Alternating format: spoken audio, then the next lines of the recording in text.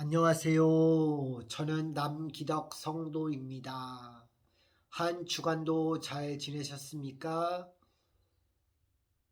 제가 지난주에는 저의 스승이신 양재길 목사님께서 소천하시는 바람에 부득이하게 말씀 나누는 것을 한 주를 미루었습니다. 그리고 이제 오늘 나누려고 합니다. 정말 많은 어려움 중에서 참 로마서의 말씀은 저에게 있어서는 참 의미가 있었던 것 같아요.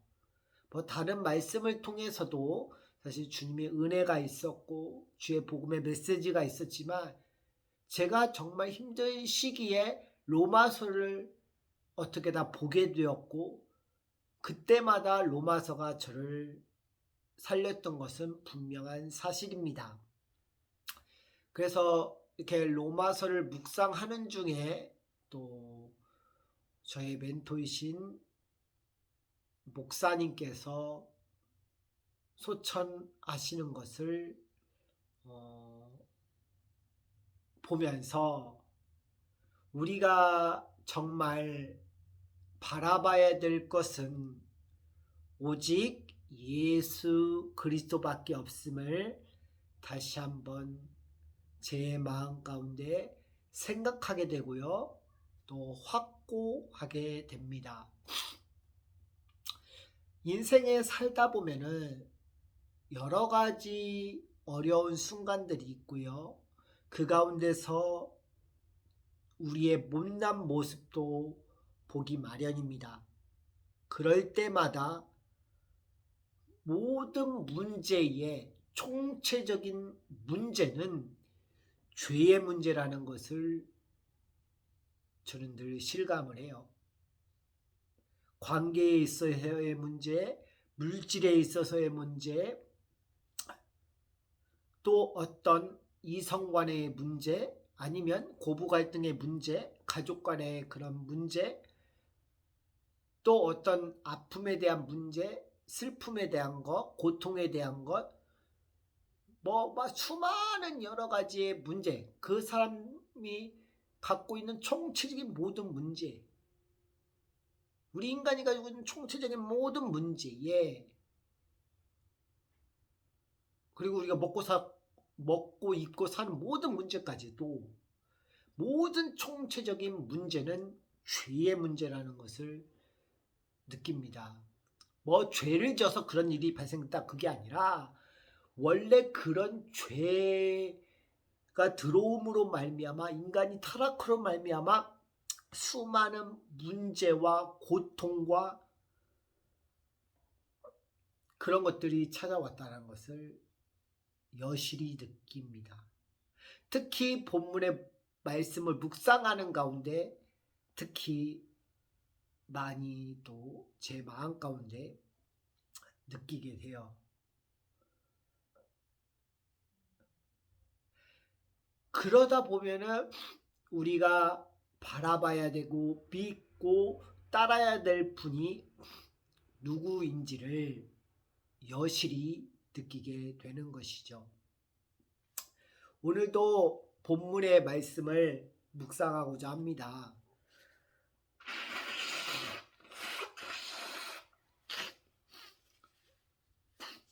제가 비염이 있어가지고 올해 특히 유독히 심한데 혹시라도 중간중간에 이렇게 되더라도 양해해 주시길 바라겠습니다. 제가 여기 회사 들어오면서 그전과 다르게 많이 아팠던 것 같아요. 지금도 이제 치과 치료를 화요일 받고 있고 다음 주에도 화요일 날 이번 주에는 현충일이라 못 받고 이제 돌아오는 주죠. 그 다음 주일날 잇몸 치료를 받는데 이분육과도 가고 치과도 가고 한의원도 가고 허리 아파가지고 정형외과도 가고 이제 여러 가지 그 부분들이 느껴요. 특히 최근에 비가 많이 왔잖아요. 저는 비 오는 날, 특히 습한 이때 몸이 더 솔직히 안 좋습니다. 안 좋고 제가 그런 생각을 많이 해요, 요새. 이러한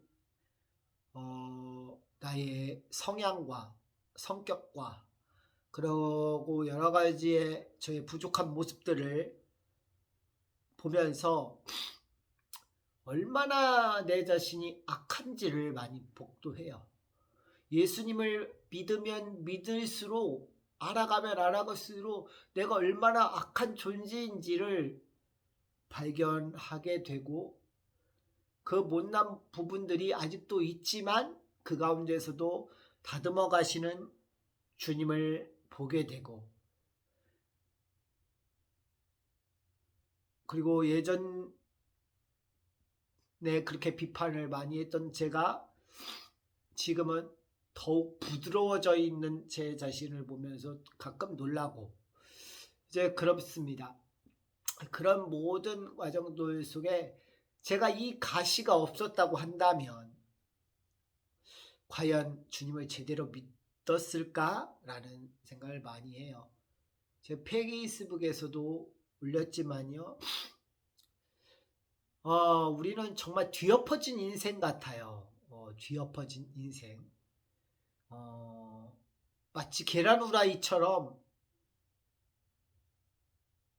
예수님 믿기 전의 모습이었을 때는 그 이전 상태였을 때는 그렇게 죄 가운데 상처와 슬픔 가운데 그렇게 다 말할 수 없지만 그렇게 살았는데 예수님을 만나고 바뀌어진 것들을 생각해 볼 때 다시 뒤엎어진 나의 인생을 볼 때 그 가운데서 예수 그리스도를 보게 되었다라는 것은 참 놀라운 사실이 아닐 수가 없어요. 그 생각이 참 많이 들고요. 그 가운데서 주님 말씀을 더 묵도하게 되는 이 시간을 통해서 제 자신이 날로 성장하고 있는 모습을 보면서 여러분들이 어떻게 생각하실지 모르겠지만 그런 부족한 모습 속에서 그럴 때마다 내가 바라봐야 될 분은 오직 예수 그리스도시구나 라는 것을 그리고 예수님이 그러한 것 때문에 죽으셨구나 라는 것들을 제 마음속에 깊이 들어와 있어요. 예전에도 그때 김인수 목사님 만나고 김삼일 목사님 만날 때도 얘기했지만 제가 옛날에 처음 예수 믿을 때 4-5시간을 기도하고 그렇게 신앙생활을 했어요. 근데 그때보다 지금 저의 부족하고 영적으로 많이 나름 감겼다고 느끼고 너무 부족하고 이렇게 쓰러져 있는 나의 모습, 뒤엉켜져 있는 나의 모습 속에 주님 앞에 한없이 머물고 있는 제 자신을 보면은 정말 하나님의 은혜가 아니면 살 수 없고 지금 이 가운데서 주님 앞에 이렇게 머물고 있는 이 지금이 저는 제일 좋다. 그런 생각을 하게 됩니다. 오늘 로마서 말씀을 나눌게요. 로마서 8장 18절에서 30절의 말씀을 나누도록 하겠습니다. 이제 다 나누기는 이제 그렇고요. 18절에서 30절까지입니다. 18절에서 30절까지인데 제 18절에서 23절까지만 읽을게요. 생각건대 현재의 고난은 장차 우리에게 나타날 영광과 좋게 비교할 수 없도다. 피조물에 고대하는 바는 하나님의 아들들이 나타나는 것이니 피조물이 허무한데 굴복하는 것은 자기의 뜻이 아니요 오직 굴복해 하신 이로 말미암음이라. 그가 바라는 것은 피조물도 썩어짐에 동노릇한 데서 해방되어 하나님의 자녀의 영광의 자유에 이르는 것이니라. 피조물이 다 이제까지 함께 탄식하며 함께 고통하는 것을 우리가 아니니 이뿐 아니라 또한 우리 곧 성령의 처음 익은 열매를 받은 우리까지도 속으로 탄식하며 양자될 것 곧 우리의 몸의 구속을 기다리느니라. 아멘.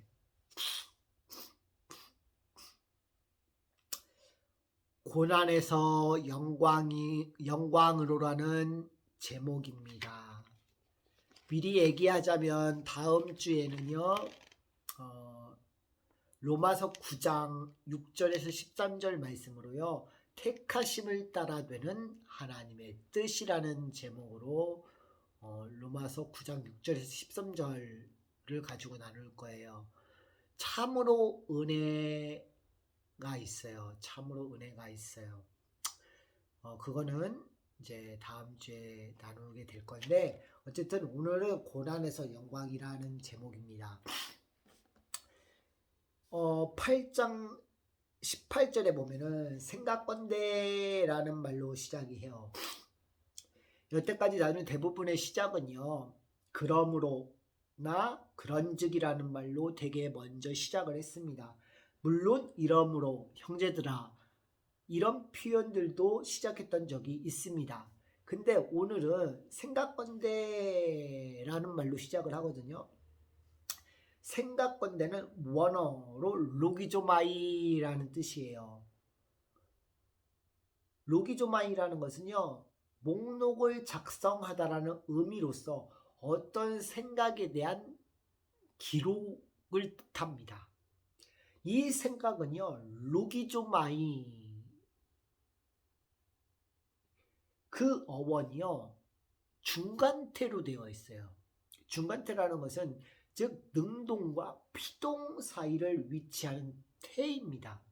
능동은요, 자발적으로 하는 거예요. 피동은 수동적으로 하는 거예요. 그러니까 능동과 피동 사이에 태를 띠고 있어요. 품사는 동사인데 이 동사는요, 어떤 움직임에 있어서 스스로 자발적인 차원에서 하지만 어떤 무엇으로 도움을 받아야 하는 것으로 묘사되어져 있습니다. 근데 그 움직이는 데 있어 그 입장이 로기조마이라고 하는 그 단어가요, 어디서 왔냐면요, 로고스라는 단어에서 왔어요. 이 로고스는 많이 들어보셔서 알 거예요. 말해진 어떤 것에서 기라는 것을 볼 때 그것을 로고스, 이 로고스라는 것도 어디서 왔냐, 레고라는 말을 쓰세요. 레고라는 단어는 뭐뭐 이르시되, 예수님의 말씀이 이르시되 이렇게 표현할 때 많이 쓰거든요. 레고라는 것은 뭐뭐 앞에 놓여 있다 라는 뜻이에요.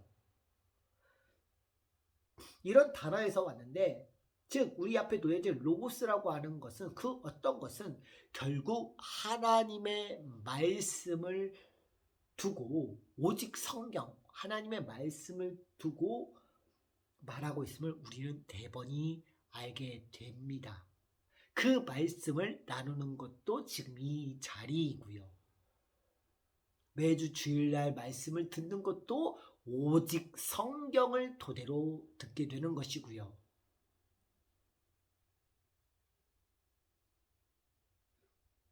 근데 이 말씀이 바로 로고스인데요. 이것은 요한복음 1장 1절에 태초에 말씀이 계시니라 라고 하는 그 말씀 있잖아요.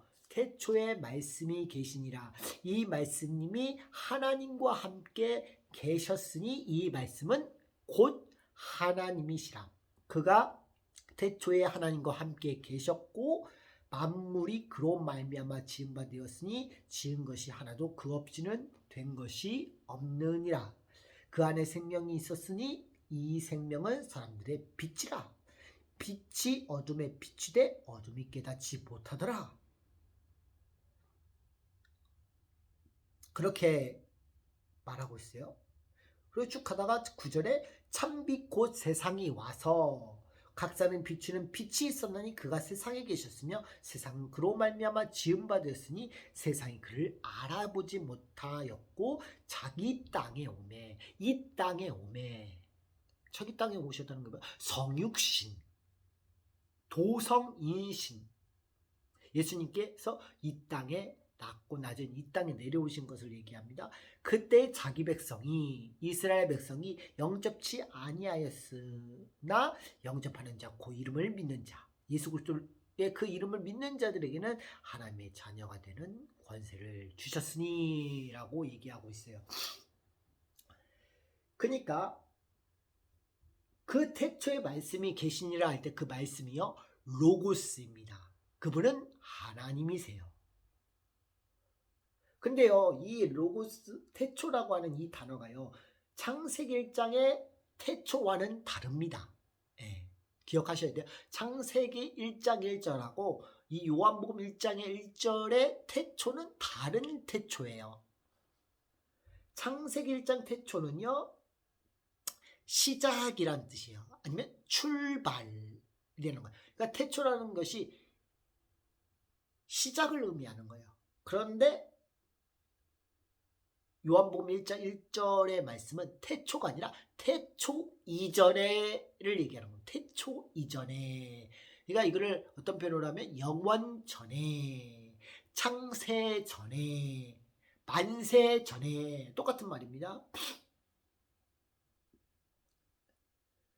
하나님이 말씀이 있었다라는 거예요. 저는 옛날에 이야기를 그랬어요. 하나님께서 말씀하시되 빛이 있으라 빛이 있었고 할 때 그 말씀하신다고 했던 그 말씀은요, 하나님께서 예수 그리스도를 통해서 말씀하셨다고 봅니다.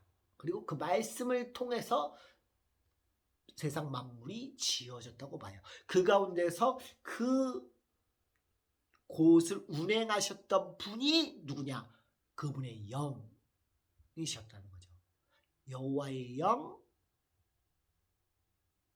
그리고 그리스도의 영, 그 영이 이 세상을, 그 공허하고 혼돈된 그 세상을 운행하셨다고 봅니다. 그러니까 여기서 영원 전에는요, 바로 말씀이 있었다라는 것이고요. 이것은 여기에 계셨다라고 하는 것은 에이미의 미완료형으로 되어 있어요. 제가 늘 언급해서 잘 아시고요. 에이미의 미완료형으로 되어 있는데 이것은 영원전에 계신 그리스도의 선제성을 내포하고 있어요. 따라해 볼까요? 그리스도의 선제성. 예수 그리스도의 선제성. 만세 전부터 그리스도의 그리스도께서 그분의 시간 가운데 영원히, 영원 전부터 영원 후까지 계신 예수 그리스도의 선제성, 어떠한 제한 없이 그분이 계신 그 선제성, 그리스도의 선제성을 얘기하는 거예요. 그 선제성을 먼저 내포하지만 더 나아가서 그리스도께서 하나님과 함께 만물을 지으신 것뿐 아니라 언약을 주심으로써 그리스도께서 우리의 생명을 위해 참빛으로 이 땅에 오실 것과 그 가운데 죽으시고 부활하실 일, 또 그것이 이미 2000여 년 전에 되어진 일이었기 때문에 이제는 예수 그리스도의 죽으심과 부활, 승천, 그리고 교회 시대에 살아가는 현재 우리들에게도 앞으로 다시 오실 예수 그리스도의 재림을 기다리는 자들로서 예수 그리스도께서 이렇게 하실 것이라고 하는 측면에서 또 현재 그날을 기다리는 복음을 증거하는 이 시대에도 주님을 이렇게 하실 것이다 라는 것을 아직도 있기 때문에 에이미의 미완료형으로 쓸 수밖에 없음을 상기시켜 볼 필요가 있어요. 어쨌든 본문은 이 생각건데 로기조마이란 단어의 시작은 하나님의 기록된 말씀의 근거로 바울은 구약 성경을 생각하고 있었으며 이 사실에 앞전에 나누었던 우리가 어떻게 죄 문제 안에서 정죄받지 않았는지, 또 지난 시간에 나눈 것처럼 어떻게 주님의 자녀가 되었는지 이 사실과 연관되어 있음을 기억하면서 본문을 이해하셨으면 좋겠습니다.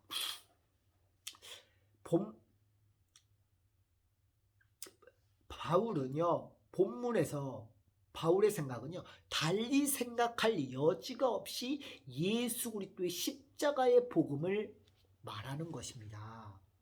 바울의 생각은 의로 여김받는 이 칭의교리에 관한 복음의 교리에 관한 것이었어요.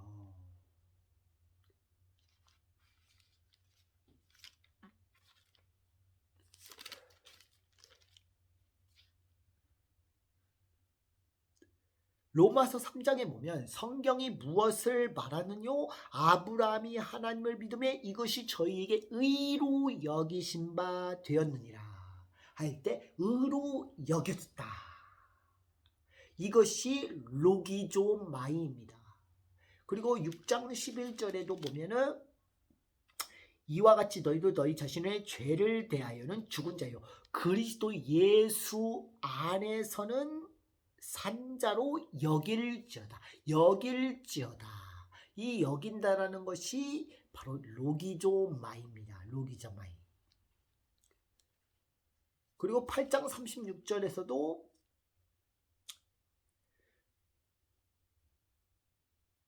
기록된 바 우리가 종일 주를 위하여 죽임을 당케 되며 도살량같이 여김을 받았나이다 할 때 그것이 이제 로기조마이예요. 그리고 야고보서 그리고 갈라디아서 3장 6절에 아브라함이 하나님은 이것을 그의 의로 정하셨다. 의로 정하셨다. 이것도 로기조마입니다. 그리고 야고보서 2장 23절. 야고보서 2장 23절에 있는 거기서 여겨졌다는 것도 로기조마이에요.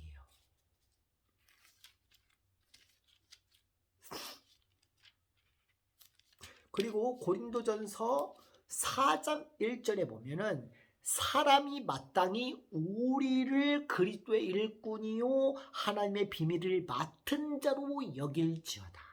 그것도 로기조마입니다.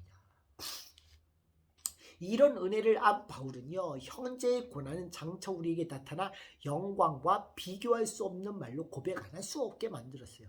현재 고난이라는 것은요, 여기서 현재라고 표현되어 있는 것이요, 카이로스입니다. 카이로스. 시간이라는 건 두 가지가 있어요. 카이로스가 있고 크로노스가 있어요. 카이로스는요, 하나님의 시간표예요. 크로노스는 이 세상의 물리적인 시간을 의미하는 게 크로노스입니다. 지난번에 얘기했잖아요. 그 율법은요, 그 크로노스 시간 안에서만 존재한다고. 그 안에서만 제한된다고. 제가 얘기했죠. 그때 크로노스를 얘기했었습니다. 크로노스와 카이로스인데 여기서 말하는 거는 이제 카이로스예요. 여기서 썼는데요. 예수님께서 죽으시는 때, 그 결과, 부활의 영광을 입으시는 그때, 하나님의 때를 두고 고난을 설명하고 있습니다. 그때, 카이로스의 때, 그 때를 두고 바로 그렇게 쓰였어요. 예수님이 죽으신 때 그 결과로 부활의 영광을 입으시는 그때를 카이로스라는 단어를 써서 그때를 설명하고 있다라는 거예요. 이것이 그리스도의 복음을 위해서 쓰여지는 때도 카이로스. 그러니까 복음을 위해서 쓰여지는 때도 카이로스로 쓰여졌습니다. 그러니까 요한복음 7장, 마태복음 21장 34절, 41절, 마태복음 26장 18절, 마가복음 11장 13절 이런 것도 있고요. 누가복음 2장 24절, 로마서 11장 25절, 특히 고린도후서 6장 2절, 디도서 1장 3절, 갈라디아 6장 9절 10절 이렇게 있습니다. 그런 말씀들의 영광 구절들이 있어요. 한번 찾아보시면 좋을 것 같아요. 그 시간, 그 현재 그 카이로스의 시간의 고난은 장차 우리에게 나타날 영광과 좋게 비교할 수 없다. 장차 우리에게 나타날 그 고난이 우리에게 나타날 할 때 나타날이 아포칼립토입니다. 아포칼립토. 이거는 제가 설명했었어요. 로마서 1장 17절이에요. 로마서 전체를 설명한다고 했잖아요. 하나님의 의가 나타나사 하나님의 의를 나타내는 복음을 얘기하는 게 로마서라고 했어요. 근데 거기서 나타날 때 아포칼립토라고 썼는데 여기서도 똑같이 아포칼립토라는 단어를 썼어요. 아포칼립토라는 것은 덮개를 제거하다라는 뜻이에요. 그러니까 하나님의 의와 연관돼서 나타나고 있는 거죠. 그 나타날 영광과라고 할 때 그 영광은 독사입니다. 독사는 토케오에서 왔다고 그랬고, 토케오라고 하는 것은 보다라고 하는 대체어에서 왔다고 제가 얘기했습니다. 이거는 하나님의 구원 계획을 얘기합니다. 그분의 경륜을 얘기해요. 그리스도의 신비를 얘기해요. 에베소서 1장 9절을 볼까요? 에베소서 1장 9절. 에베소서 1장 9절에 보면은 에베소서 1장 9절이면 그 뜻의 비밀로 우리에게 알렸으니 곧 그 기쁘심을 따라 그리스도 안에서 때가 찬 경륜을 위하여 예정하신 것이니.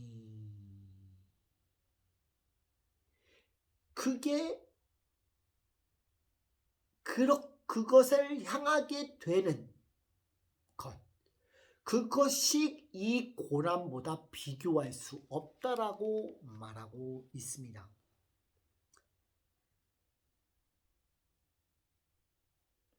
그 구원 계획 가운데 복음 안에서 하나 되어 주님을 경배하기 때문에 그래요. 우리가 복음 안에서 그런 어려움을 당하고 고난 당하지만 그 고난 중에서 많은 선교사님들이 희생을 치르고 복음을 전한 결과 우리들이 복음을 알게 돼서 지금 참 기쁨을 누리고 있죠. 그분들이 당한 그 고난이 지금의 현재 우리가 있게 만드는 거예요. 생각해 보세요. 많은 선교사님들이 들어가서 복음을 전파했기 때문에 우리가 100년이 안 되는 그 역사 가운데서도 하나님을 알게 되었어요. 그리고 그분만을 의지하게 됐어요. 십자가의 복음이라는 게 무엇인지 알게 되었어요. 어떻게 해야 구원받는다는 걸 알게 되었어요. 그리스도의 연합교리에 대해서 알게 되었어요. 친인교리에 대해서 알게 되었어요. 대속의 교리에 대해서도 알게 되었어요. 죄의 정각의 교리에 대해서도 알겠어요. 예수님의 성육신의 교리에 대해서도 알게 되었어요. 부활의 교리에 대해서도 알게 됐어요. 이런 중요한 핵심적인 거에 대해서 알게 됨으로 있어 하나님이 어떤 분이신지 알게 됨으로 인해서 참 기쁨과 참 은혜를 누리게 되었다는 거예요. 근데 그것이 누가 전해주지 않는 자가 있다고 하면 그 기쁨을 어떻게 누릴 수가 있겠습니까? 그 기쁨과 또 어떻게 경배할 수가 있겠습니까? 그러니까 바울이 그 전한 복음이 그 의의를 입어서 우리가 주님을 경배해야 한다는 걸 상상만 해도요, 바울에게는 너무 좋은 거예요. 지금 고난이 비록 힘들고 어려울지라도 그 사람들이 하나님을 알아서 어떻게 하나님을 위해 살고 하나님이 원하시는 그의 나라에 가게 될지 알았기 때문에 장차 올 그 영광과 지금의 현재 복음으로 인해서 고난받는 그 고난이 비교될 수가 없는 거예요. 비교할 수가 없는 거예요.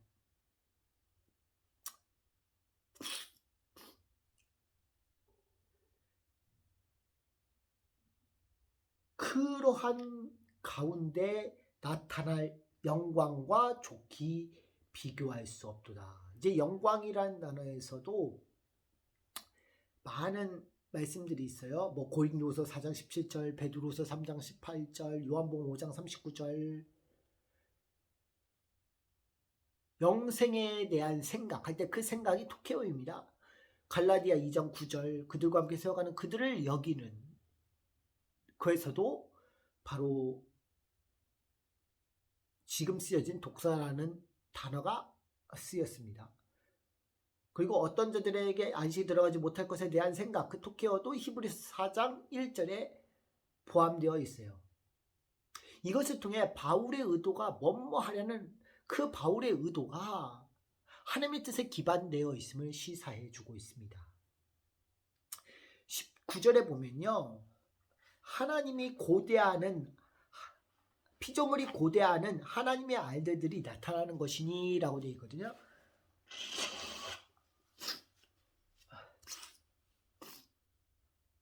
그래서 피조물이라는 것은 크리시스예요. 크리시스. 고대하는 것은 아포카라토키아라는 거예요. 즉 최초에 만들어진 모든 피조물들을 말하는데, 그것들이 고대하는, 기대하는 게 하나님의 아들들이라는 겁니다. 그 아들들이 나타나는 것, 드러나는 것인데, 여기서 사실상 인간은 죄됩니다. 왜냐? 인간이 바라고 있는 것은 뭡니까? 하나님의 아들들이에요. 피조물과 인간, 인간과 피조물, 이 대조를 통해서 다시 회복돼야 할 것, 인간의 회복과 더불어 피조물 자신이 회복돼야 될 것, 이것들을 서로 대조하는 가운데 보여주고 있기 때문에 사실상 여기서 인간은 죄가 됩니다.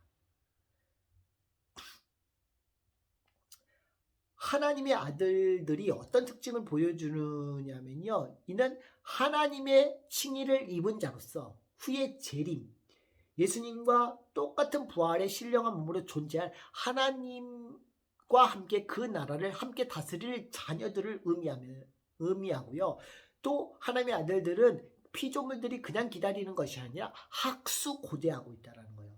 베드로전서 4장 13절, 사루 1장 7절 말씀.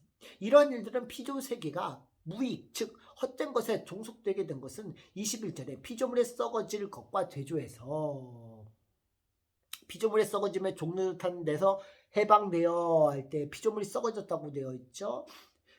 그 피조물의 썩어짐과 대조해서 나타남을 알 수 있습니다만, 여기서 피조물이 썩어짐의 종료를 했다는 것은요, 피조물도라는 것은 피조물까지 도라고 봤는데요, 피조물까지 도, 썩어진 것은 호도라, 몰락, 황폐라는 뜻이거든요. 몰락, 황폐.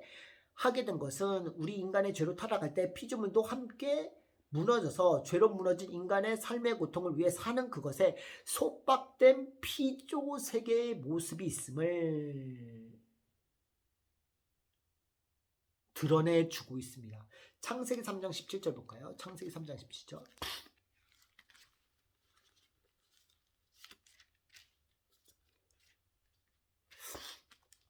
창세기 3장 17절에 보면요, 16절 원복음이거든, 원시복음. 그걸 읽겠습니다.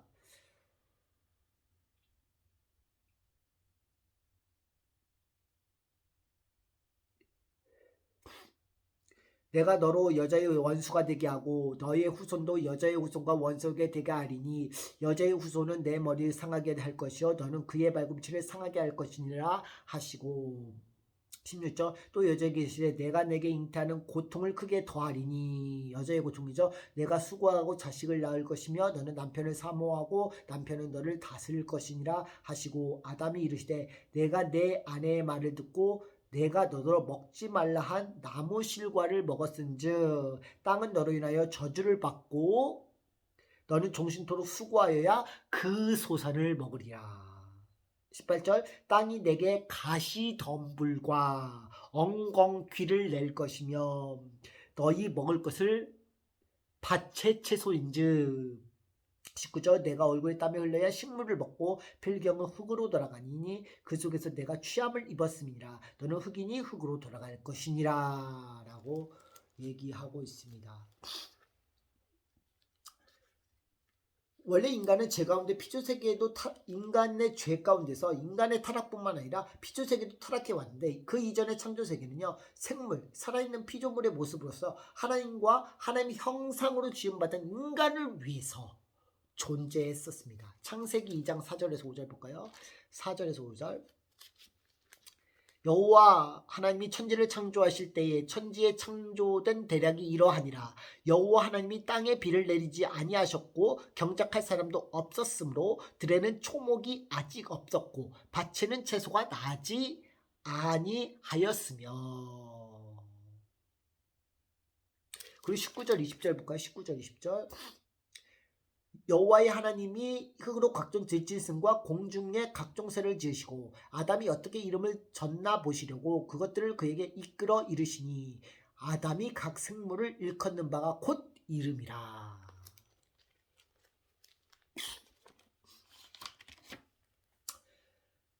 그러나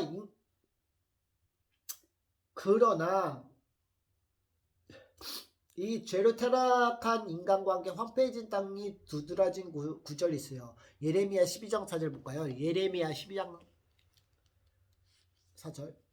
예레미야 12장 4절. 12장 4절. 4절하고 11절. 언제까지 이 땅이 슬퍼하며 온 지방의 채소가 마르니까 짐승과 새들도 멸절하게 되었사오니 이는 이 땅 거민이 약하여 스스로 말하기를 그가 우리의 결국을 보지 못하리라 함이라.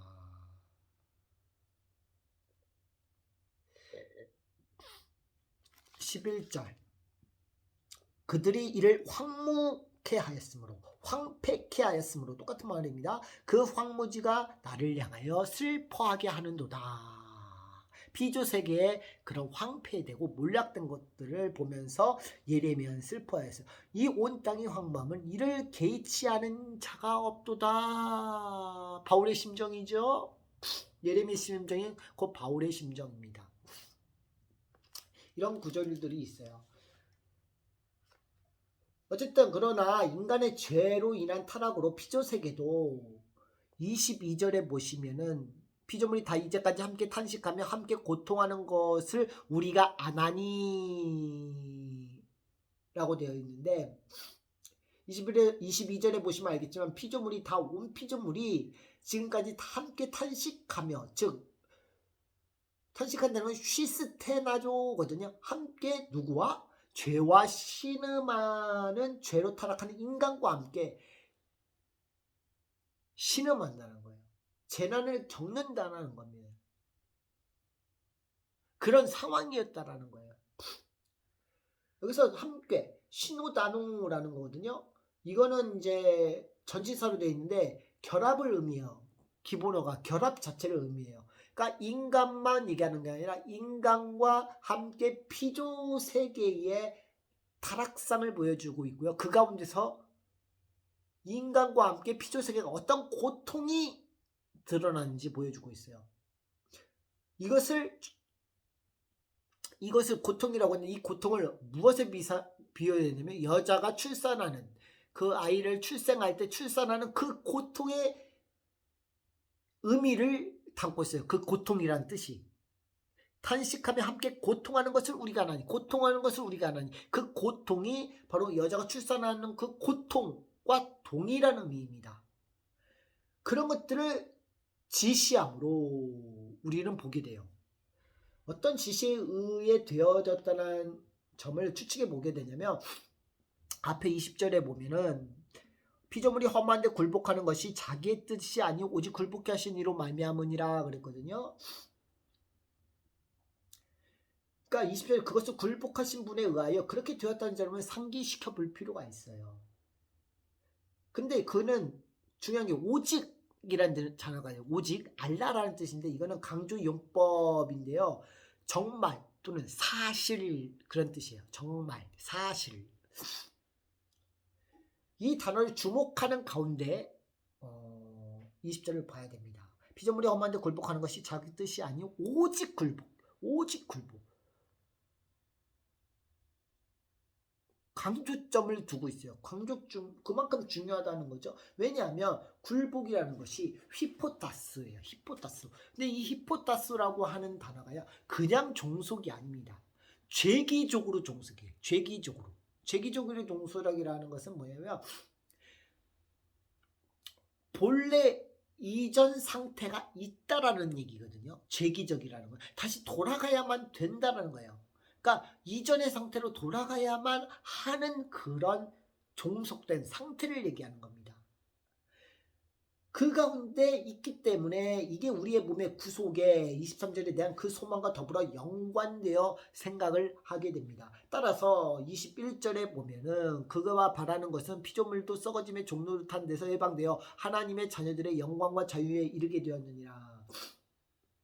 이는 피조물도라는 것은 피조물까지라는 말로 생각해 볼 때 피조세계의 회복도,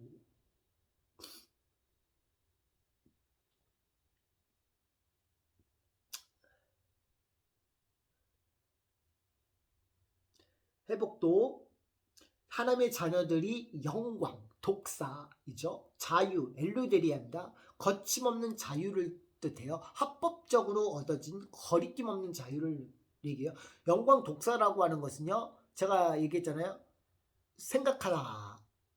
이 토케오. 근데 이 토케오가 보다는 뜻이에요. 하나님을 알게 되는 거, 하나님을 보게 되는 겁니다. 인간의 근본적인 죄가 뭐예요? 하나님을 알지 못하는 죄라고 얘기했어요. 그러니까 뭐냐면요, 하나님의 자녀들이 하나님을 알게 되고 보게 되므로 죄가 해결돼야만이 하나님을 보게 될 수 있거든요. 그 죄 문제가 해결되므로 합법적으로, 법정적으로 의롭게 된 가운데 거리낌 없이 자유를 가지는 가운데 하나님을 보게 되는 거예요. 그 하나님의 아들들의 회복을 이 피조세계는 기대하고 있고 고대하고 있다는 겁니다. 주님 다시 오실 때 온전히 회복되는데 피조세계도 이때 함께 이룰 것이기 때문에 19절 하나님의 자녀를 기대하며 기다리는 것이 방금 말한 대로 여기에 있습니다. 왜냐하면 20절에 인간의 고통에 삶에 복종하게 된 피조세계가 주님으로부터 왔지만 이 전제도 소망 기대하는 바를 염두하고 우리 주님께서는 복종케 하셨음을 우리는 바로 보게 되는 것이죠. 중요한 게 있어요. 제가 이거 보다가 사도행전 3장 21절이 참 은혜가 됐는데, 하나님이 영원전부터 거룩한 선지자의 입을 의탁하여 말씀하신 바 만유를 회복하실 때까지 하늘이 마땅히 그를 받아두리라. 여기서 그를 받아둔다는 건 그는 예수 그리스도를 말해요. 구약과 신약에 나타나 예수 그리스도를 말합니다. 여기서 하늘은 하나님을 얘기해요. 하나님께서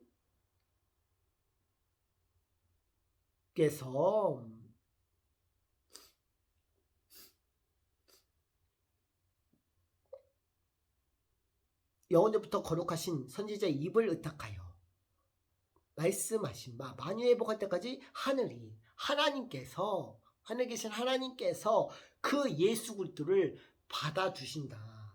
왜 반드시 받아야 할 일은 그 예수 그리스도를 통해서 누구까지도요? 우리 인간과 피조새끼까지도 그분의 발 아래서 다 받으시겠다라는 거예요. 그러니까 이 중간태적인 바다라는 뜻이 데코마인데 이 중간태적인 입장이거든요. 자발적으로 나가는 거예요.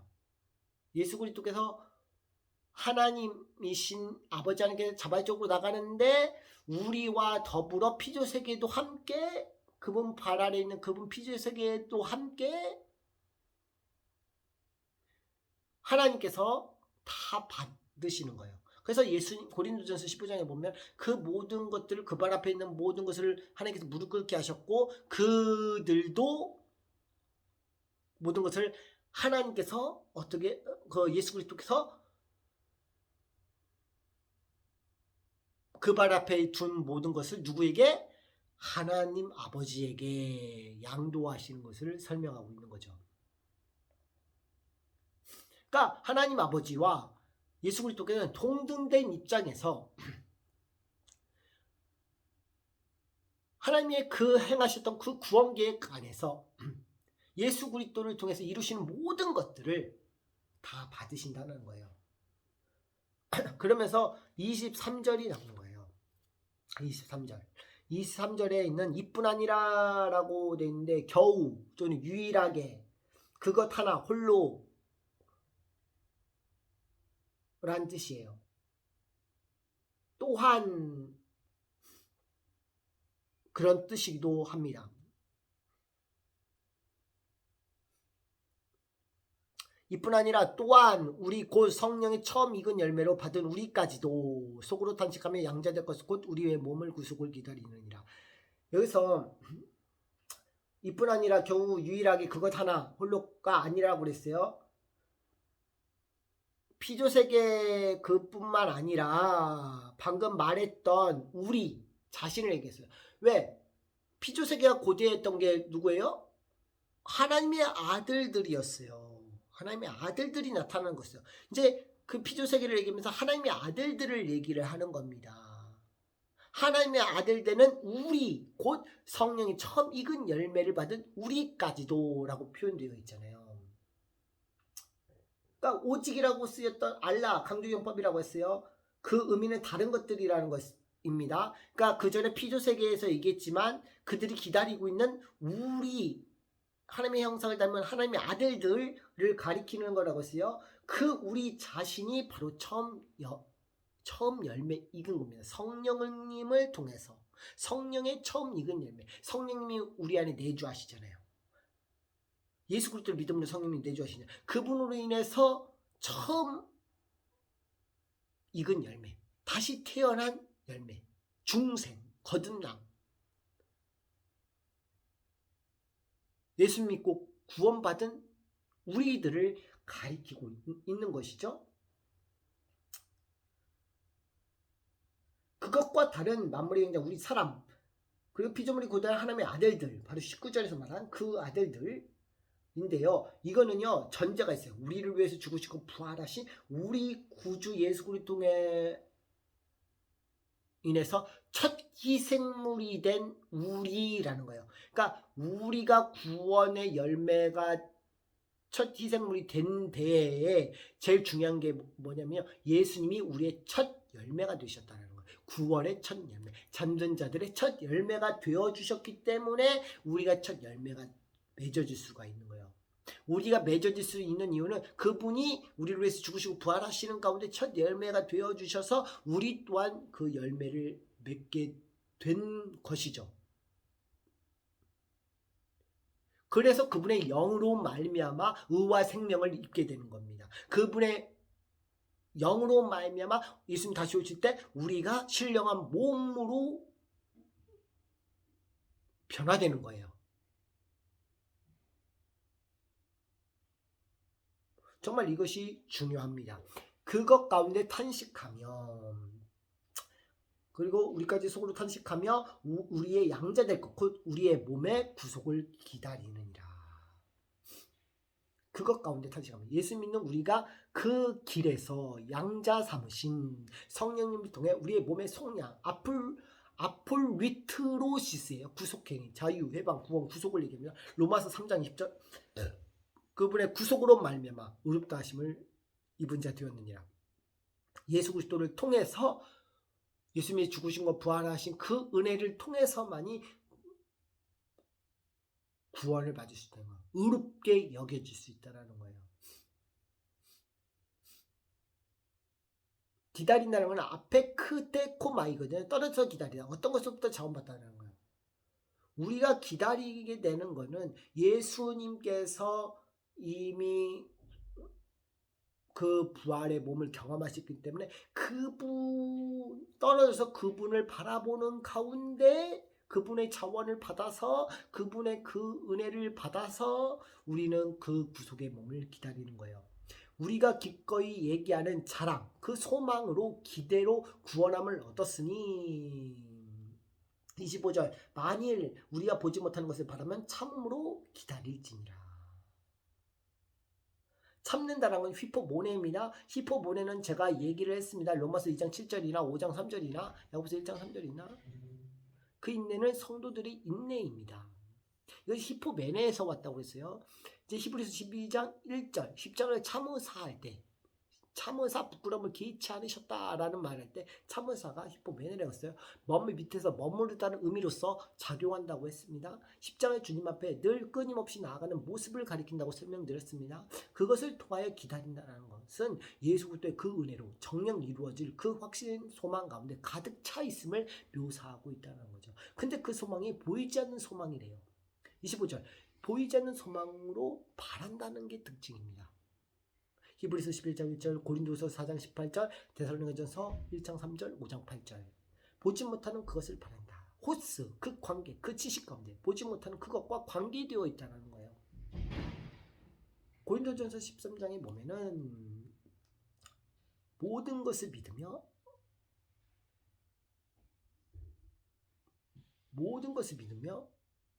모든 것을 견디느니라 할 때 그 믿음에는 그리스도를 향한 신뢰이고 확신입니다. 그 가운데서 견딘다는 거예요. 견딘다는 게 히포메네거든요. 예수님 십자가의 밑에 머무르는 가운데 견디는 거예요. 그게 사랑입니다. 사랑이라는 것은 그분의 사랑 안에서 머물면서 그 확신 가운데 견뎌내는 거예요.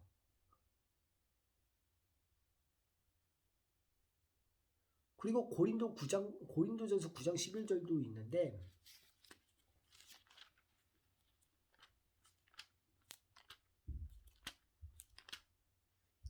9장 12절도 있는데 다른 이들도 너희에게 이런 권을 가졌거든. 하물며 우리일까 뭐냐? 그러나 우리가 이 권을 쓰지 아니하고 범사에 참는 것은 그리스도의 복음에 아무 장애가 없게 하려 합니다. 여기서 참는 거는 여기서도 히포메네입니다.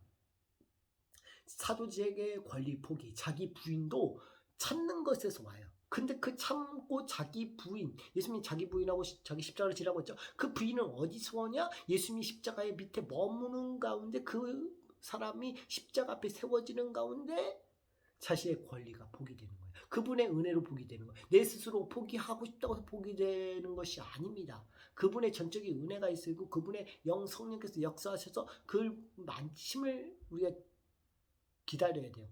그래서 함께 그 어려움에 지체가 있으면 우리가 같이 기도하면서 성령님의 은혜를 구하면서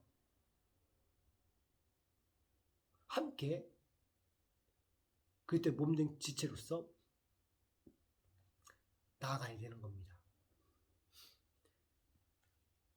그리고 26절에 보면은 이와 같이 성령도 우리의 연약함을 도우시나니 우리가 마땅한 빌바를 알지 못하나 오직 성령이 말할 수 없는 탄식으로 우리를 위하여 친히 간구하시느니라. 그 고통 가운데 의의 소망, 전차올 그날을 바라보는 가운데 우리에게도 이와 같이 말한다. 이와 같이 그 고통 가운데 아까 말했던 그 고통 가운데 의의 소망을 창차올 그날을 바라는 우리는 이와 같이 말한다. 호사우토스는 호스 플러스 아우토스거든요. 아우토는 3인칭 있으면 어떤 방법으로서 여기서는 이제 삼위일체 하나님을 얘기해. 하나님의 중 삼위격 대신 성령 하나님의 그 분의 그 진행 가운데 그분의 역사하신 가운데 우리의 연약함을 도우신다.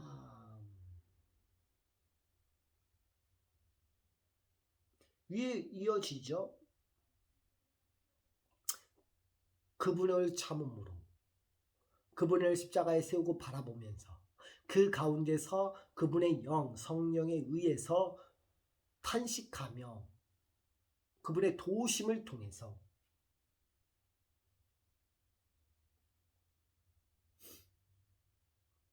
우리 연약함이 다시 제자리에 돌아올 수 있다는 거예요. 하나님 앞에 서게 될 수 있다는 거예요. 어떻게 도우시냐면 하나님이 기도하는 그 관계 가운데 그 관계 호거든요. 그걸 보지 못하는 우리를 위해서 기도하신다는 거예요. 동역하신다는 거예요. 협력하신다는 거예요. 함께 잡아주신다는 거예요. 어떻게? 교회라고 하는 몸된 교회를 통해서, 그 지체들을 통해서 하나님이 교회를 통해서 일하시거든요. 그 교회를 통해서 성령 하나님께서 역사하십니다. 그 교회를 통해서 그 지체들을 붙잡아 주십니다. 그냥 성령님께서 도와주신다가 아니라 하나님, 성령 하나님께서, 교회라는 몸된 교회는요, 하나님께서 세우신 거예요. 그 세우신 교회 공동체 안에서 하나님이 그 지체를 통해서, 그 동역자들을 통해서 하나님께서 합력하여 선을 이루시는 겁니다. 어떻게 기도하냐면 정말로 오직 성령이 말할 수 없는 탄식으로 표현할 수 없는 말할 수 없는 그런 것까지라도, 우리가 한숨을 쉬면서 하지 못할 모든 것까지라도 감내하시면서 인격적으로 우리를 대하시면서 친히 중보하신다. 친히 우리와 만나셔서 우리 가운데서 영향을 끼쳐주신다. 이런 의미가 있습니다. 27절에 보면은 마음을 감찰하신 이가 성령의 생각을 아시나니 이는 성령님이 하나님 뜻대로 성도를 위하여 간구하십니다. 마음을 살피신다. 여기서 살피신다는 건 찾으신다는 거거든요. 찾으신다는 건 에르나오인데, 이거는 이제 어원이 에레오에서 왔어요. 이 에레오라는 거는 조사의 개념에서 유래되었습니다. 그분과 관계 가운데 삼위일체 하나님께서 그분 안에서 하나님의 마음을, 그분의 연합 가운데, 그분의 서로 교통하는 가운데, 대화하는 그분 삼일체 하나님의 그 대화 가운데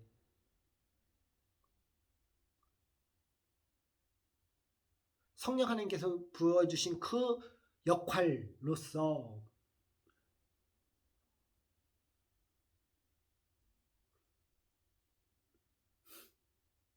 하나님의 뜻을 우리를 대신하여 간구하신다는 거예요. 왜? 하나님 뜻 결정 아래 성도를 위해서 기도하시는데, 우리가 왜 우리를 대신해서 기도하냐? 우리는 죄된 인간으로서 이기적인 기도를 밖에 할 수가 없어요. 우리는 우리 생각, 육신의 생각대로 기도할 수밖에 없어요. 죄를 가지고 기도할 수밖에 없어요.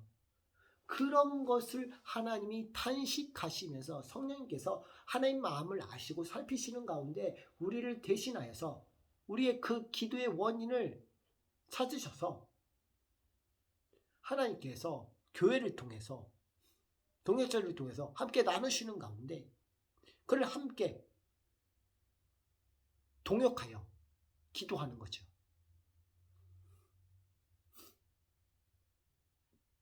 그런 우리를 초대하셔요. 부르셨어요. 어디로? 교회로. 하나님의 공동체로 부르셨어요. 그 가운데서 모든 것을 합력하여 선을 이루십니다. 신의 계호. 이거 뭐 다음 주에도 끝에 가서 나누겠지만, 예수 그리스도를 믿는 몸된 교회, 그 곳으로 부르셨어요. 복음으로서의 초대하셨어요. 쉽게 말하면 여기서 부르심을 얘기할 때, 부르심은요, 신의 계호는요, 복음으로서의 초대입니다. 초대. 예. 다른 데에서는 외치다 뭐 이런 표현으로 많이 쓰는데, 여기서 부르심은요 초대입니다. 초대라는 표현을 썼어요. 1장에서 사도 바울이 예수 그리스도 종으로 부르심을 받아 할 때 그 부르심이 바로 이 단어를 썼어요. 그러니까 교회로서의 부르심, 예수 그리스도의 부르심, 예수 그리스도의 복음을 알게 된 가운데 주님의 몸된 교회로 부르심. 교회는 에클레시아라고 있습니다. 그 에클레시아는 밖에서 불러내다는 뜻이에요. 그 불러서 밖에서 그리스도 안에 있게 하셔서 그분의 목적 안에서, 그분의 계획 안에서, 그분의 제안으로부터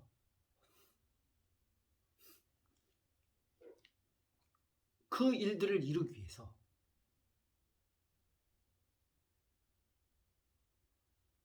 합력해서 선을 이룬다. 교회를 통해서 합력하여 선을 이룬다는 것은요. 교회는요. 그리스도의 몸된 교회입니다. 그리스도의 몸은요. 그리스도의 몸이에요. 머리는 예수 그리스도예요.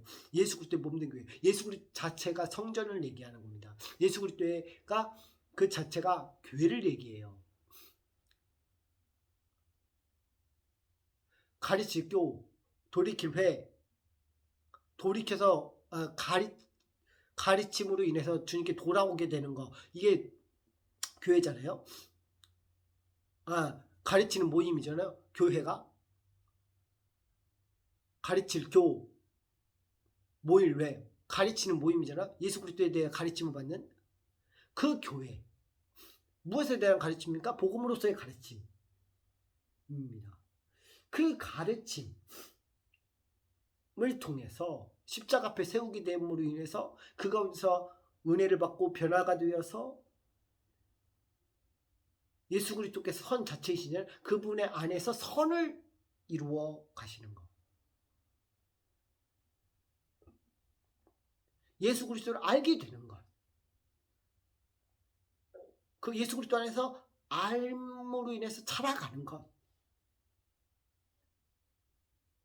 바로 그것이 합력의 선이 되는 겁니다. 그러면서 이제 29절 30절 말씀도 있어요. 여기서 29절 30절은 구원의 서정에 관해서 성경은 진술하는데, 이러한 성도들의 연약함 그리고 고난 속에서 구원 서정을 말하고 있고요. 그 가운데서 하나님의 의도가 있는데, 이 모든 하나님의 계획과 그분의 주권 속에서 이런 모든 일들이 교회를 통해서 하나님께서 그분의 계획을 이루어 가신다는 겁니다. 그러려면 복음이 선포되게 되겠죠. 근데 그 구원의 서정에 여러 가지가 있는데, 예정이고요. 미리 아심의 예정입니다. 미리 아심. 그래서 미리 아심이에요. 우리가 알고 있는 그 저기하고 다릅니다. 자유지론적인 그거하고 다른 거예요. 미리 아심 예정입니다. 미리 아신 자들로 예정하심을 입은 거예요. 예수님은 미리 아시고 그들을 예정하셨다라는 거예요. 프로그노스코라는 뜻입니다. 예지, 미리. 호스라는 거는 그분과 관계하는 자들, 그분과 관계하는 자들을 통해서 미리 아신 그분과의 관계, 그분과의 아는 그 관계를 가질 자를 미리 아시는 그분을 통해서, 그분의 예정하심을 통해서 부르심을 받았다라는 뜻입니다. 여기서 미리 아심의 예정은 전제는 하나님을 안다는 전제예요. 그분이 하나님을 알게 됐고 예수 그리스도 십자가의 복음을 알게 될 자들을 주님이 미리 아시고 예정하셨던 게 미리 아심의 예정입니다. 예지 예정. 그리고 여기서 부르심 소명은요, 그리고 나서 칭의가 있고 영화가 있어요. 근데 부르심에 보통 예수 믿고 회개, 이걸 이제 회개하고 믿으면 동반되는 거예요. 그래서 이거를 그냥 한마디로 말하면 회심입니다. 회심. 근데 이 회심이라는 말도 없고 중생이라는 단어도 없어요. 여기에 빠져 있어요. 이거는 왜 빠져 있는가 내가 생각해 보니까 이거는 동시적으로 다 같이 일어나는 겁니다. 부르시는 가운데 예수님을 믿게 되고 회개하고 거듭나는 거 같이 이루어져요. 그 가운데 의롭게 여겨지는 겁니다. 칭의. 그래서 그런 측면에서 단회적 완성이라고 우리가 볼 수 있어요. 단회적 완성. 그러나 중요한 거는요, 우리에는 죄의 몸을 갖고 있어야지 의의 몸을 입은 게 아닙니다. 죄된 본성을 가지고 있는 사람들입니다. 우리는 그 본성 안에서 살고 있어요. 아직 의의 몸을 입은 건 아닙니다. 실제로 예수님의 그렇기 때문에 구속의 몸을 기다리는 거예요. 그런 측면에서 아직 완전한 완성은 아닙니다. 완전한 건 아니에요. 그래서 완전한 대로 나아가야 되는 거예요. 그 완전하면 십자가의 주님을 붙잡고 주님 오실 날을 기대하고 고대해야 된다는 겁니다. 그 가운데 또 성화가 빠져 있어요. 중간에. 성화가 빠지고 영화예요. 왜? 칭의하고 성화는 같은 맥락에서 설명하기 때문에 그래요. 제가 얘기했잖아요. 칭의는 의롭다 칭함을 받은 자라고. 성화는 뭐라고요? 그 의롭다 칭함 받은 자의 삶을 얘기하는 거라고. 그리고 의롭다 받은 삶을 산다고 하지만 우리는 완전하지 못하다고 저는 얘기했습니다. 분명히. 진짜 완전한 거는 영화의 때에 완전해지는 거예요. 완전한 몸을, 의의 몸을 입은 상태는 영화의 때에 가서 가능한 겁니다. 그래서 해산의 수고, 갈라디아에서 해산의 수고를 얘기하면서 하나님의 형상을 이루는 그 때까지 라고 얘기했잖아요. 그때까지, 미래적 관점에서 그때까지. 왜? 아직 우리는 의의 몸을 입은 존재가 아니거든요. 죄된 본성이 그대로 살아있거든요. 죄가 아직도 드러나거든요. 그런 측면에서 얘기를 하는 겁니다. 그래서 그리고 그러면서 뭐라고 얘기하고 있어요? 그 아들이 형상을 본받게 하기 위하여. 형상을 본받는다는 건요, 그분과 같아지는 거예요. 하나님과 하나 되는 겁니다. 그분과 관계 가운데 그분과 하나 되는 거예요. 그분과 같아지는 거예요. 제가 그것이 경건이라고 또 얘기했었습니다. 그 모습이 같아지게 되는 게 형상 회복입니다. 그것을 위하여 미리 정하신 거예요. 하나님이 미리 정하신 이유가요, 미리 정하셨다라는 게 프리오리조인데 이게 미리 제한되다는 거예요. 미리 제한하신 거예요. 왜 미리 제한하시고 정하셨냐면 하나님의 형상을 본받기 위해서 미리 정하셨다는 거예요. 그러니까 하나님의 형상의 회복이 예수 그리스도를 통해서 이루어지기를 하나님을 원하시는데, 그것을 하기 위해서는 예정이라는 것이 필요하고 정하심이라는 게 필요한 거예요.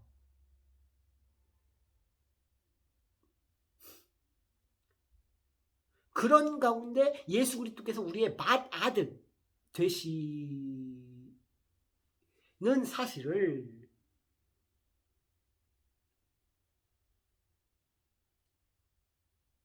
그로 많은 형제들 중에, 그로 예수 그리스도를 통해 많은 형제들 중에서 맏아들이 예수 그리스도의 우리의 맏아들 되시고 장자 되시려고, 예수 그리스도의 장자 되시고 맏아들 되시려고 하신다라는 거. 이런 구원의 서정은 그런 부분들이 예수 그리스도의 중심 안에서 세워지게 하시기 위해서 해놓으셨다라는 겁니다. 제가 이거에 대해서 할 말이 너무나 많습니다. 많은데 제가 깨달은 게 있어서 할 말이 많은데 그거를 다 설명할 수는 없고, 그래서 이 정도로만 하겠습니다. 그리고 오늘 지금 제가 여기 말한 거에서도 맏아들이 되신다고 할 때 이 장자에 대해서 얘기했잖아요. 다음 주에 택하심을 따라 되는 하나님의 뜻에 대해서 좀 나눌 거예요. 그걸 제가 쭉 하다가 참 9장 이제 6월 10일이겠죠. 로마서 9장 6절에서 13절이 택하심을 따라 되는 하나님의 뜻인데, 이것의 예정, 부르심, 또 방금 말했던 부르심과 예정과 연관되어서 또 설명을 할 거예요. 근데 쭉 얘기하면서 제가 또 언약에 대해서도 설명을 할 겁니다. 참 어렵더라고요. 요새 이슬람에 대한 문제가 좀 있어요. 이제 홍준표 시장님께서 말도 안 되는 이슬람에 대해서 얘기를 하셨습니다. 저는 개인적으로 따로 언급을 안 했어요. 따로 언급을 안 했지만 전 세계적으로 있어서 제가 가장 경계하고 있는 게 이슬람이고 천주교입니다. 로마 카톨릭입니다. 카톨릭이고 신천지 이런 것도 문제지만 전 세계적으로 보면 가장 문제가 로마 카톨릭하고 이슬람입니다. 이슬람. 그래서 제가 이거를 아브라함에 대해서도 그 부분에서 할 얘기가 많은데 다 설명할 수가 없고, 그래서 이 아브라함을 얘기해야 되는데 아브라함의 씨를 얘기하려면 이스마엘을 얘기해야 되고, 또 이스마엘을 얘기를 하려다 보니 갈라디아에 있는 은혜에 대한 언약, 이게 하나의 언약입니다. 두 개로 나누면 안 되는 거고 하나의 언약이에요. 근데 은혜의 언약, 사랑의 언약 그런 건데, 단 하나의 언약의 첫 언약 다 똑같은 겁니다. 새 언약하고 다 같은 거예요. 같은 거. 같은 건데 여기에 대해서 행위 언약이라는 부분이 있어요. 근데 행위 언약은 제가 또 찾아보기도 했는데 행위 언약은 잘못됐다라는 거, 성경적 관점에서 잘못됐다는 걸 또 제가 발견한 부분들이 있어요. 있고 제가 보통 행위 언약을 어떻게 정해놓으면 인터넷 찾아보면 다 어느 정도 나오잖아요. 그런 부분에서 딱 한번 보니까 행위 언약이라는 거는 순종의 조건으로 복 주시기로 했다. 이런 부분하고 연관이 그렇게 다 좀 연관이 있다고 순종하고 연관돼서 적어놨더라고요. 그래서 제가 지난번에 얘기했습니다. 예수님 믿는 사람은 순종할 수밖에 없다. 예수님 믿지 않는 그리고 우리가 생각하는 인간의 행위가 하나님의 순종이 아니라고 했어요. 분명히 알아야 될 거는 죄의 성질은 하나님 앞에 불순종으로 이끌습니다. 근데 의의 성질은요. 의의 성질이라고는 하나님이 주신 의의 성질은요.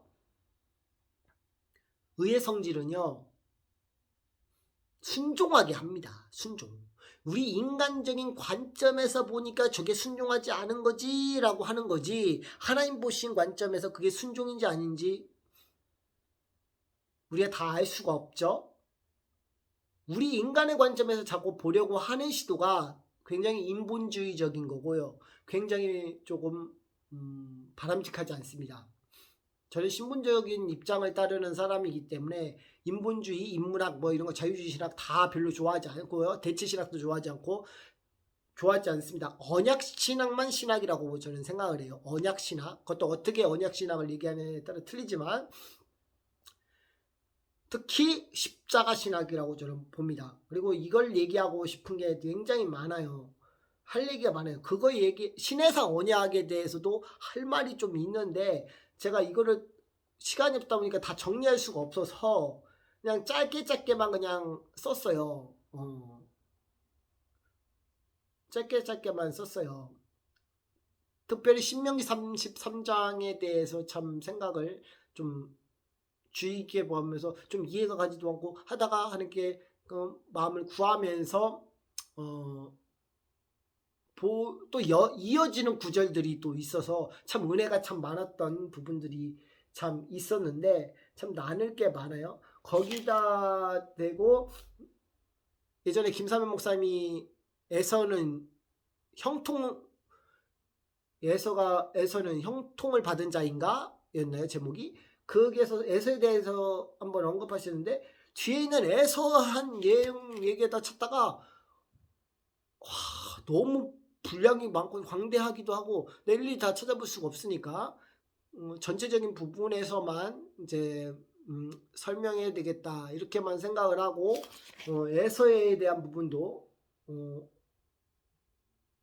나와야 돼요. 뭐 다 볼 게 너무 많아요. 오바댜서도 봐야 되고 뭐 이것도 봐야 되고 아모스 1장 뭐 거기서도 에돔 뭐 말라기 1장에 있는 에돔 족속에 대한 언급 뭐 이런 것까지 다 생각해 보려니까 여러 가지 참 어려움이 있었는데 그래도 제 나름 하나님께서 주신 깨달음을 가지고 나눕니다. 완벽한 부분 완벽하지 못하고 제가 부족한 부분들은 언급을 하지 않아요. 저는 언급을 하지 않아요. 제가 이렇게만 생각하는데 잘 모르겠습니다라고 얘기를 하는 거고 그리고 이런 부분에 대해서는 확실하게 정리되는 부분들만 가지고 이제 나눌 겁니다. 나눌 거라서 참 다음 주에 정말 읽어보니까 참 은혜가 있어요. 또 은혜가 굉장히 있습니다. 로마서 9장 6절에서 13절 말씀이에요. 이제 1절 말씀과 다 연결되는 건데 아브라함의 씨, 이스마엘 관련된 거, 사라, 리브가 이런 부분들, 에서와 야곱 이런 부분들 중요한 건 이제 11절이죠. 선택에 따른 하나님의 목적, 택하심에 따라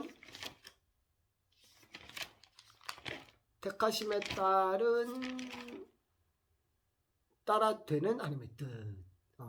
이렇게 11절을 말씀의 근거로서 제목을 붙였습니다. 11절에 있는 거.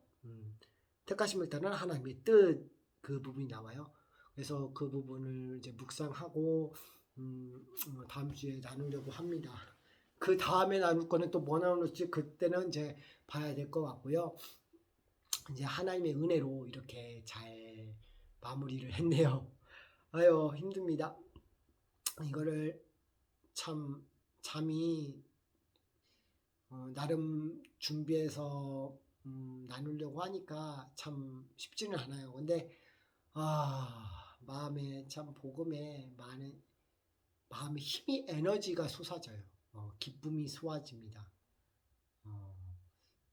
스펄전 목사님 말씀대로 정말 진정한 기쁨은 그리스도를 바라볼 때 느껴지는 것이라고 말씀했던 것을 기억하면서 저는 이 시간도 나의 기쁨 되시는 그 주님을 바라보면서 내일 주일을 맞이하고자 합니다. 구원이란 무엇인가? 구원은 오직 예수 그리스도의 복음으로 십자가의 그 사랑으로만 의를 얻는 줄 믿습니다. 오직 예수 그리스도의 십자가의 대속의 피로만 의를 입습니다. 그게 성경에서 말하는 것이라고 저는 생각합니다. 여러분 복된 주일 되시기를 바라겠습니다. 감사합니다.